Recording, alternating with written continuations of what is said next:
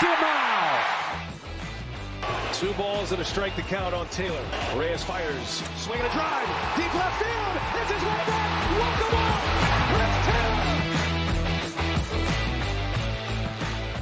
What's up, everyone? Welcome into Dodger Heads, presented by DodgerBlue.com. My name is Jeff Spiegel, joined today by Matt Moreno. And while we can't have any player news for you, we got some front office news for you with the Dodgers. Earlier this week, the Dodgers announced a series of promotions for folks throughout the organization. I'll run through these, but Brandon Gomes becoming the general manager is the headline. And Gomes is a fascinating guy, former player. He was hired in November of 2016 to be the player coordinator of performance. And let's just say that this guy has had a quick rise. 13 months later, he became the director of player development, which was Gabe Kapler's former role. 15 months after that, he was the VP and assistant general manager. So he had been out of baseball for all of 28 months before he was the assistant general manager. Now, just about under 3 years later, he officially takes over a GM role that's been vacant since Farhan Zaidi left. And by the way, a role that he has been involved with as the assistant GM as well. Some other news, Alex Slater takes his old role as the VP and assistant GM.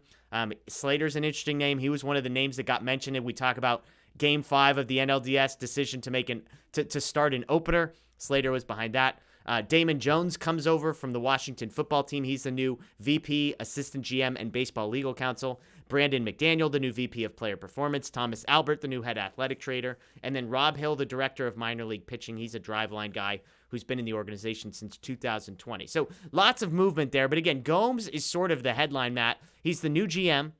This role has been left vacant ever since Zaidi left to become the president of baseball operations over with the San Francisco Giants. And as I saw this, my question is just, how good of a job is the general manager of the Los Angeles Dodgers? It sounds great, but Andrew Friedman's calling all the shots. So where do you think this job ranks in the grand scheme of things league-wide?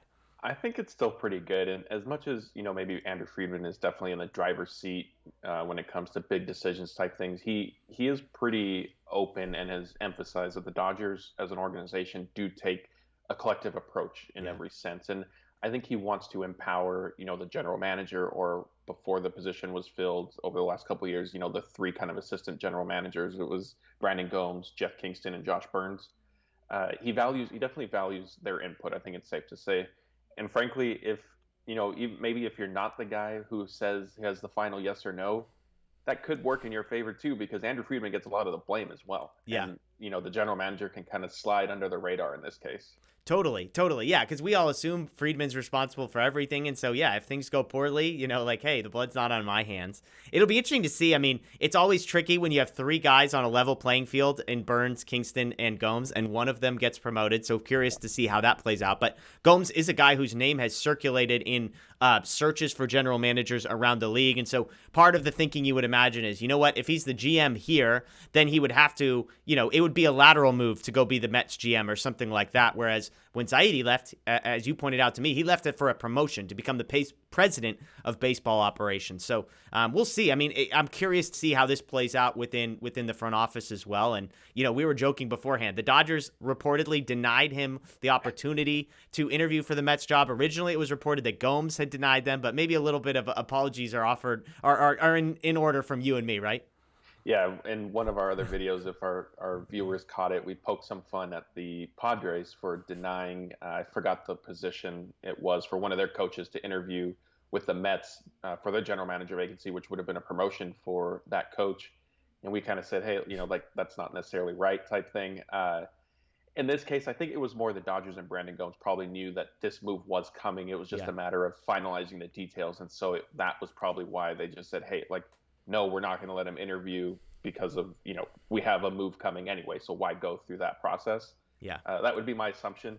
And, I think Brandon Gomes, if he really wanted to leave for the Mets, I think he probably could have talked to Friedman and said, hey, I really want to interview. This is an opportunity I would maybe value more than potentially sticking around in LA. But, he's risen through, as you detailed at the beginning of the video, he's gone up the ranks very quickly. Yeah. I think it's probably only a matter of time until he is leading his own front office, whether as a general manager or president of baseball operations. Yeah, I mean, he's still in his 30s. This is a guy who's only been out of baseball for 5 years. And so as you said, I mean, Zaidi basically got to sit in that chair as the GM and handpick his next job. He found an organization in the Giants that was going to be willing to spend. It's a great franchise, etc. And so he got to pick it. You know, if you're Brandon Gomes and you could be the general manager of the Dodgers or the general manager of the Mets, the way things are going there and their ownership situation, I think it's probably a pretty easy decision. I'm with you. I don't think Gomes is going to be in this role forever.